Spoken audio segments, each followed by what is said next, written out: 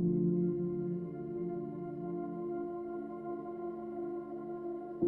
served 23 years for a wrongful conviction. I did 29 years in prison for a crime I didn't commit. I spent 39 years of my life in prison for a crime I didn't commit. Well, a Cleveland man will soon be free from prison 39 years after he was falsely accused of murder. I can endure the beatings, the bites, the stabbings, but the loneliness and the not knowing. And we got so many questions, but nobody's answering any of them.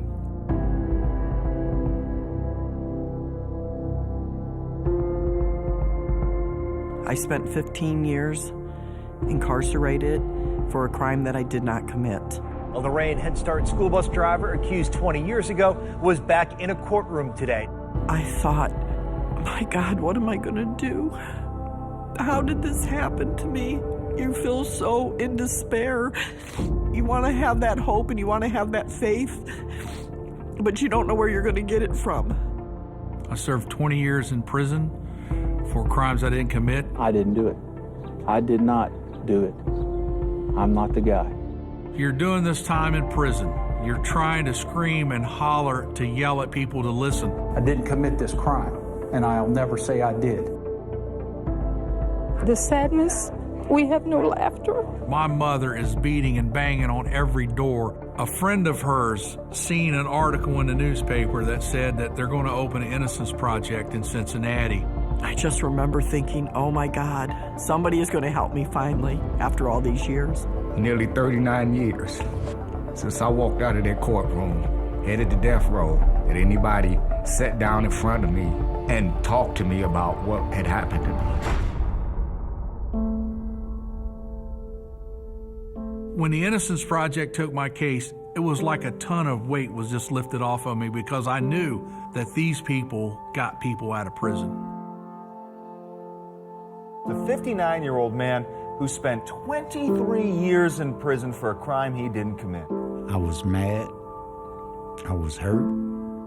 I know I didn't commit a crime. We are their last hope, someone to advocate and believe in them and fight for them when no one else will. I was lucky enough to have a case where Evan got exonerated, and that was just one of the most emotional and craziest times because I don't think anyone thought he was actually ever going to get out because we got roadblocked time and time and time and time again, and he stayed hopeful, and I don't know how. So it was just really awesome to see him finally get his voice heard.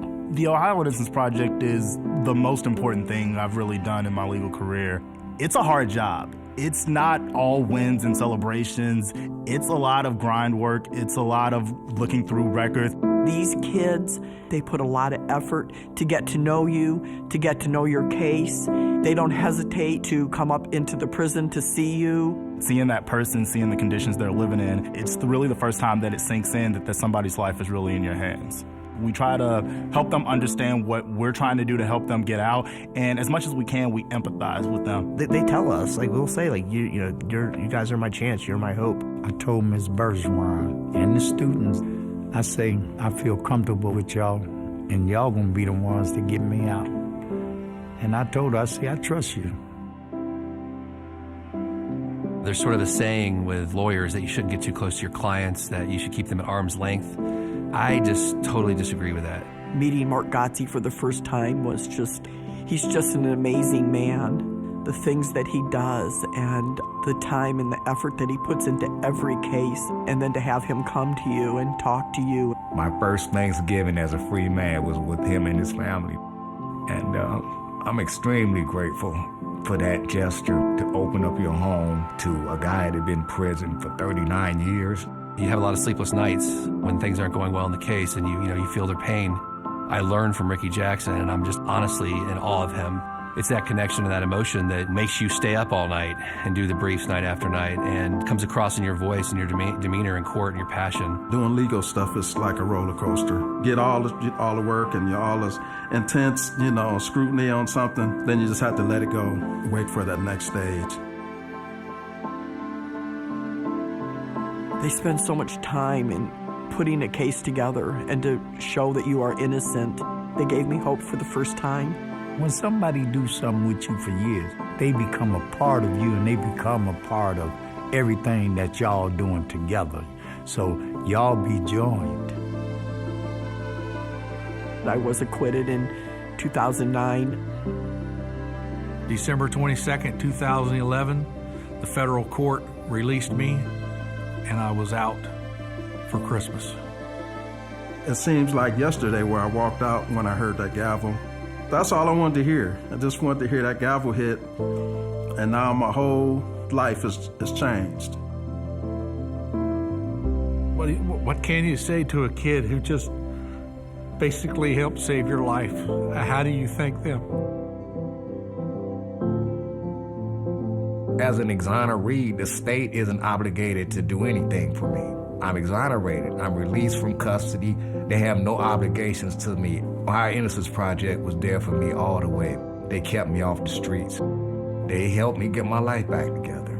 They're never not a part of your life. They're always going to be a part of your life no matter what. Nancy Smith, for example, after she was out for a little while, she said, I really want to return to the regular world. I just feel like I need to have a normal job again. I said, do you think you guys could help me go through a dog grooming school? And he was like, well, Nance, I don't know, but I can look into that for you. We had a donor who was able to send Nancy back to school, buy all her equipment. I've never looked back. I love this job and I love what I do. I'm grateful every day that OIP gave me the opportunity to be able to further my career. After I was freed in 2010, I would go down to Cincinnati to college to talk with the students. One of the students that I befriended was Hilly McGon. Something just clicked. She had a boyfriend. When they finally decided to get married, surprising enough, they wanted me to be the person that stood in front of them with the rings, and ask them those questions, do you take this man to be your husband? So I remember standing there holding this paper, shaking, trying to go over the lines. That was amazing for somebody to take me in, into their family pretty much, because I'm the guy standing in the middle of all their wedding pictures now. I have been asked to be on the board of the Ohio Innocence Project, to be a part of the future decision-making of an organization that saved my life is just absolutely one of the greatest honors I'll ever have. Dean is such an amazing human being, and today he's literally one of my best friends. We talk on the phone all the time. We talk about personal things. We help each other through our lives. We're going to stay connected for our entire lives. We joined at the hip for life. Ms. Bergeron, I still call her up, see how she's doing, how her family doing. The Ohio Innocence Project is family now. So that's what you do with family. Whenever someone's getting ready to get out, 5 or 6 of us will meet up. We'll go up to whatever courthouse it is, wherever they're going to be gotten out. I got to be at Ricky Jackson's exoneration. I got to watch a man walk out of prison after 39 years. It's a fraternity, man, and it's healing for us to be around people that are like us. Being an exoneree, it feels pretty special being associated with that title. A lot of the exonerees that I know, they really stay true to the image that we've created for one another. I've looked over the abyss, gotten to the point where I didn't know if I was going to be able to live another day, but I always had that ember inside of me, that truth. I knew who I was. I wasn't going to let this circumstance define me. I wasn't going to be the criminal they labeled me to be.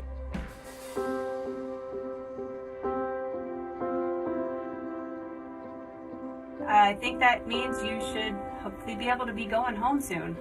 All right. That's it? He needs just a moment. A moment to process this. Yeah, it's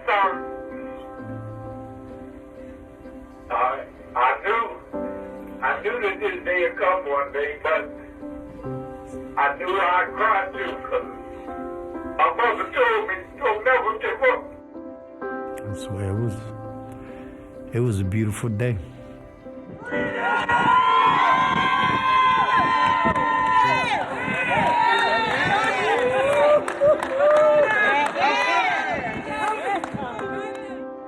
It was a beautiful day, man.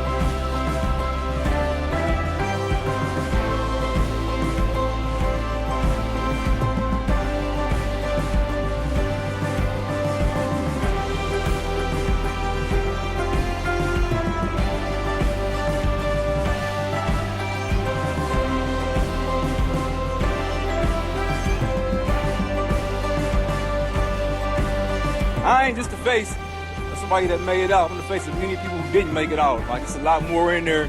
We gotta keep fighting for all of them. I'm gonna continue to fight for them, for sure.